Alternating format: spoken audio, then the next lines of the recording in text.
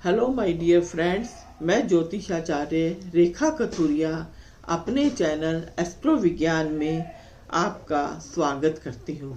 आज मैं आपको 2025 मिथुन राशि वालों के लिए कैसा जाएगा उसके बारे में जानकारी देने जा रही हूँ। मिथुन राशि जिसका स्वामी बुध है और जिसके अंदर चिर यौवन समाया हुआ है। मिथुन राशि वाले हमेशा युवा ही दिखाई देते हैं, चंचलता उनके स्वभाव में होती है और वे हंसमुख प्रवृत्ति के होते हैं। उनके जीवन में 2025 खुशियां क्या क्या लेकर आएगा और किन किन परेशानियों का सामना उनको करना पड़ेगा, और साथ ही मैं उपाय भी बताऊंगी, वो जो मैं वीडियो के अंत में बताने जा रही हूँ। अब आपके सामने मिथुन राशि 2025। अब ग्रहों की दशा मिथुन राशि 2025 का भविष्य फल। आपके सामने ये मिथुन राशि का एक चार्ट बना हुआ है, उसमें ग्रह किस तरह से बैठे हुए हैं, ग्रहों के ये प्लेसमेंट मैं आपको बता रही हूँ। मिथुन राशि 3 नंबर, 4, 5, 6, 7, 8, 9, 10, 11, 12, 1, 2, ये मिथुन राशि, ठीक है ना। अब मंगल उनके सेकंड हाउस में बैठा हुआ है, कर्क राशि में मंगल सेकंड हाउस में बैठा हुआ है, केतु उनके फोर्थ हाउस में बैठा हुआ है और बुध उनके सिक्स्थ हाउस में बैठा हुआ है, सूर्य सेवंथ हाउस में और शुक्र उनके 10th हाउस में, शनि उनके 9वें स्थान में, राहु 10th हाउस में और गुरु उनके 12th हाउस में। अब और हमारे लिए 2025 खास है। खास होने का मतलब ये है कि इस बार 4 बड़े ग्रह अपना स्थान परिवर्तन करेंगे, जिसका प्रभाव हर किसी की लाइफ में कुछ ना कुछ आने वाला है। किसी के लिए पॉजिटिव और किसी के लिए नेगेटिव जाएगा। अब वो 4 ग्रह कौन से? सबसे पहले तो शनि का परिवर्तन। शनि 30 मार्च 2025 को अपना स्थान परिवर्तन करेगा। शनि 30 मार्च को अपना स्थान परिवर्तन करने का, जो शनि अभी 9th हाउस में है वो 10th हाउस में चला जाएगा। और दूसरा है गुरु का स्थान परिवर्तन 15 मई को होगा। गुरु का स्थान परिवर्तन 15 मई को होगा। और मिथुन राशि के लिए जो गुरु अभी 12th हाउस में है वो उनके लगन में चला जाएगा। राहु और केतु का स्थान परिवर्तन 18 मई को होगा। 18 मई को राहु जो अभी 10th हाउस में है वो 9th हाउस में चले जाएंगे, क्योंकि राहु और केतु 2 ऐसे ग्रह हैं जो हमेशा वक्री चलते हैं, अपने पीछे वाली राशि में जाएंगे। राहु अपने 10th हाउस में चले जाएंगे और केतु यहाँ पे राहु 10th हाउस से 9th हाउस में चले जाएंगे और केतु 3rd हाउस में आ जाएंगे। तो इस तरह से ग्रहों का परिवर्तन होगा 2025 15 मई, 30 मार्च और 18 मई को।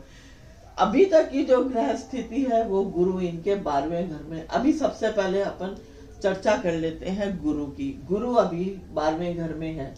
मिथुन राशि वालों के लिए गुरु अभी उतना पॉजिटिव नहीं है। अभी इनके खर्चे बड़े चढ़े हैं। देखिए, गुरु 12वां घर हमारा व्यय का होता है, हॉस्पिटलाइजेशन का होता है और जेल का होता है, मोक्ष का भी होता है और फॉरेन ट्रैवल के भी होता है। तो यहाँ पर गुरु बैठकर आपको खर्चों को आपको बढ़ा रहे हैं। हो सकता है आपको कुछ ना कुछ अभी बीमारी हो, और ये 15 मई, ठीक है ना, 15 मई तक में हो सकता है अभी कोई पेट से रिलेटेड बीमारी भी हो, उस पर आपका खर्चा हो रहा हो। और अगर आप विदेश जाने की सोच रहे हैं तो वो भी आप 15 मई तक में आप उसकी प्लानिंग कर सकते हैं, ठीक है ना। गुरु और देखो, इसकी पहली, दूसरी, तीसरी, 4th, 5th दृष्टि सुख भाव में बढ़ रही है। तो इसका मतलब ये है कि अभी कुछ आप धन संपदा वगैरह खरीदना चाहते हो, कुछ भी लग्जरी चीजें खरीदना चाहते हो तो वो आप खरीद सकते हो। गुरु की दृष्टि बहुत अच्छी होती है। 5वीं दृष्टि सुख की चीजें यहाँ पर 5वीं, और 7वीं दृष्टि इसकी गुरु की आपके 6th भाव पे बढ़ रही है। 6th भाव हमारे रोग, ऋण और शत्रु का होता है। रोग आपके बढ़े हुए हो सकते हैं, शत्रु आपके बढ़े हुए हो सकते हैं। हो सकता है कि आपने कोई ऋण भी लिया हो अभी, वो आप अपने मकान के लिए भी ले सकते हो, अपने कोई व्हीकल खरीदने के लिए भी ले सकते हो, किसी चीज के लिए भी, मतलब आपके ऊपर कर्जा हो सकता है, ठीक है ना। और 9th दृष्टि अष्टम स्थान पे पड़ रही है। अष्टम स्थान भी हमारा उतना अच्छा स्थान नहीं है, क्योंकि ये भी रोग का स्थान है। पर हाँ, किसी गुप्त धन की प्राप्ति भी आपको हो सकती है, क्योंकि अष्टम स्थान गुप्त धन का भी है और अकल्ट नॉलेज का भी है। अगर आपको ज्योतिषी में इंटरेस्ट है या कोई भी आप ज्ञान लेना चाहते हो, पीएचडी करना चाहते हो, रिसर्च करना चाहते हो, उसमें भी आपको सफलता मिल सकती है। तो ये मैंने मिथुन राशि वाले के लिए गुरु के बारे में बताया, वो 15 मई तक। 15 मई के बाद यही गुरु आ जाएगा 3rd हाउस में। गुरु यहाँ पर आ जाएगा 3rd हाउस में, आपके लगन में बैठकर गुरु आपको 7th हाउस को देखेगा। 7th हाउस आपके जीवन साथी का, आपके बिजनेस पार्टनर का है। आपके अपने जीवन साथी के साथ संबंध बहुत अच्छे होंगे। तो ये कह सकते हैं कि 2025 15 मई के बाद आपके अपने परिवार में सुख शांति बनी रहेगी, सुख शांति बने रहेगी। पत्नी के साथ, आपके पार्टनर जो भी बिजनेस पार्टनर हैं, उनके साथ आपके रिलेशन बहुत अच्छे रहेंगे। और 5th दृष्टि आपके संतान भाव पर पड़ेगी। 5th दृष्टि संतान भाव पर पड़ेगी, तो संतान के लिए कोई प्लानिंग करना चाहते हैं तो वो आप कर सकते हैं। अगर एजुकेशन में, अगर आपने एजुकेशन कर रहे हो, एजुकेशन हायर एजुकेशन के लिए जाना चाहते हो, उसकी भी पॉसिबिलिटी है।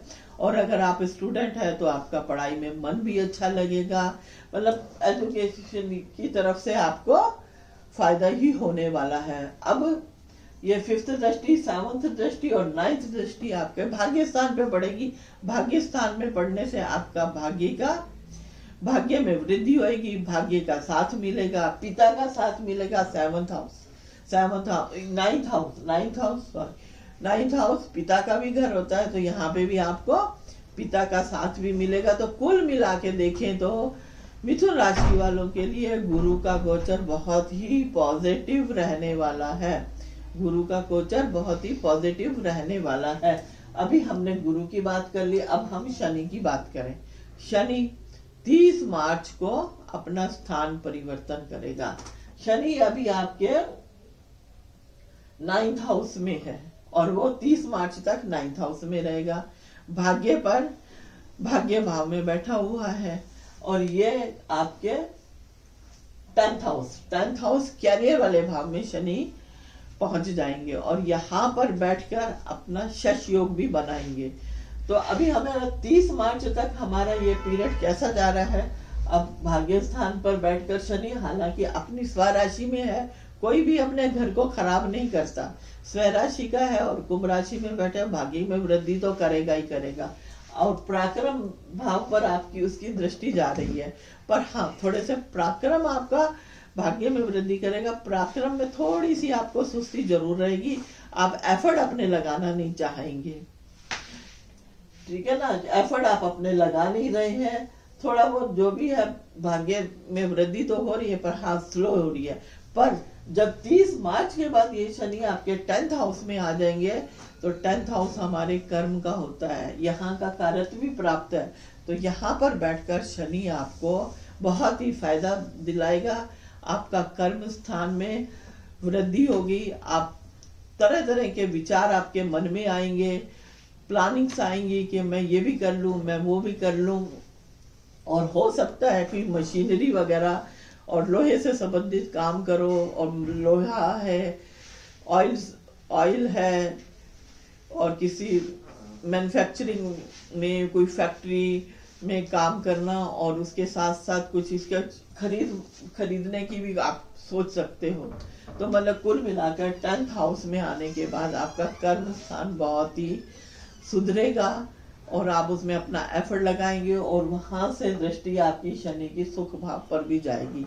तो 4th हाउस है तो वहां से भी उसको सुख मिलेगी, और शनि यहाँ पर बैठकर शश योग का निर्माण करते हैं।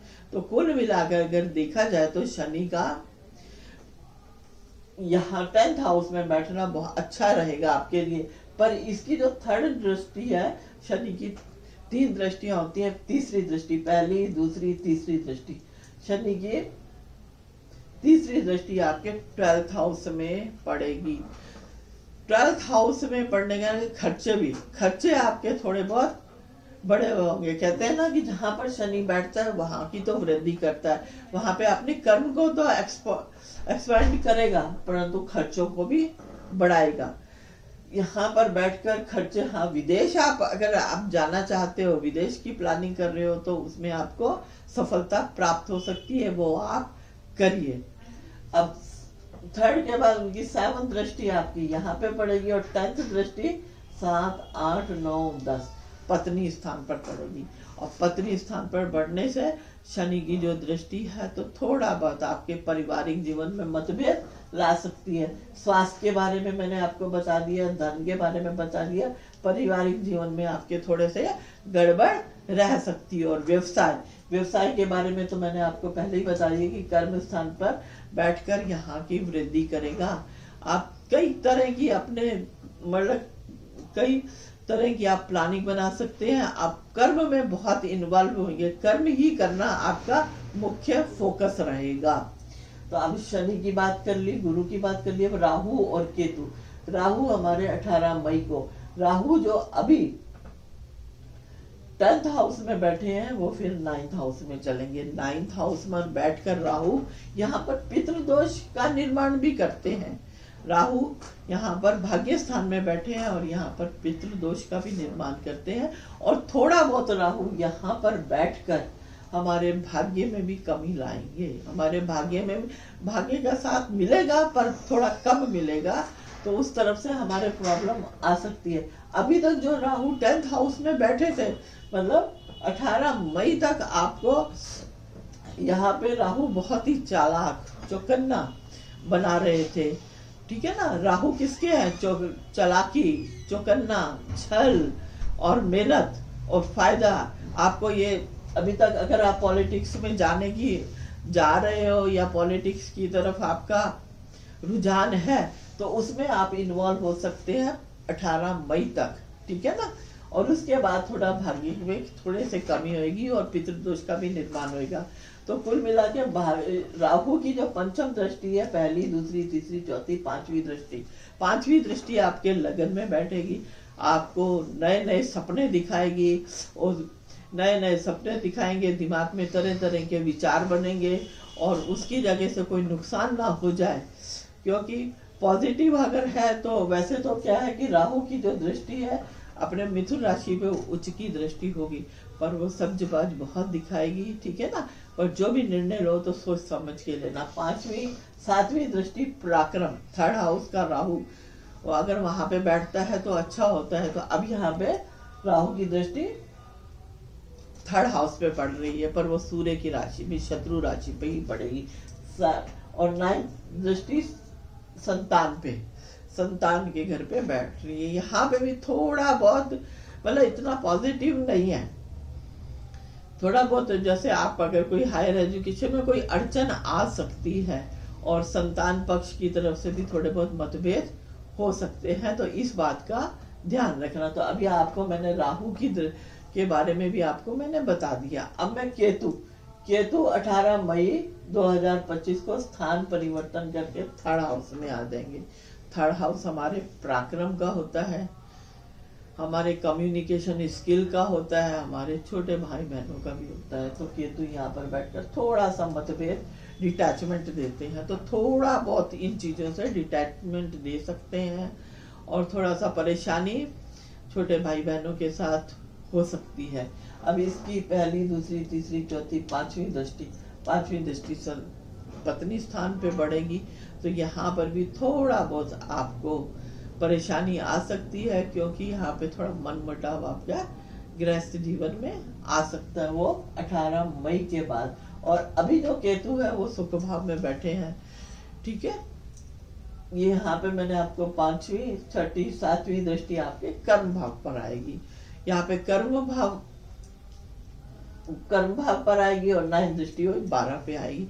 तो केतु और राहु थोड़ा इतना पॉजिटिव आपके 2025 के बाद इतना नहीं है, पर 18 मई 2025 के बाद अब मैं आपको उपाय के बारे में भी बताने जा रही हूँ। उपाय आपको कौन कौन से, एक तो आपके लग्नेश बुध है, तो गणेश जी की पूजा आप करो। बुधवार को लड्डू, बूंदी के लड्डू गणेश जी को चढ़ाओ और ओम गम गणपते नमः क्या बीज मंत्र बोलना आपके लिए फायदेमंद रहेगा। दूसरा ये है कि आपके जो इष्ट देव है वो शुक्र, महालक्ष्मी की पूजा करो शुक्रवार के दिन, वो भी आपके लिए फायदेमंद रहेगा, ठीक है ना। और वैसे आपको किसी भी तरह की शनि की 7.5 और ढैया का कोई भी प्रभाव नहीं है, तो शनि की तरफ से है। और शनि आपके वैसे भी 8th हाउस और 11th हाउस के मालिक हो गए, अभी तो मतलब अच्छे बैठे हैं, फिर उसके बाद कर्म स्थान में चले जाएंगे। कर्म स्थान में आपको बहुत ही फायदा दिलाने वाले हैं। कर्म की तरफ से आप भी निश्चिंत रहो, आप कर्म में करोगे और उसका फल आपको मिलेगा। जब आप कर्म करोगे तो उसका लाभ तो मिलने वाला ही। आज के लिए बस इतना ही। अब नेक्स्ट वीडियो में आपको मैं कर्क राशि के 2025 कैसा जाएगा उसके बारे में जानकारी देने जाऊंगी।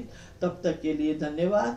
अगर मेरा वीडियो आपको पसंद आया हो तो प्लीज इसको लाइक सब्सक्राइब करना ना भूलें और मेरा उत्साह बढ़ाते रहें, ताकि मैं आपको अच्छे अच्छे वीडियो और लाकर देती रहूं। धन्यवाद।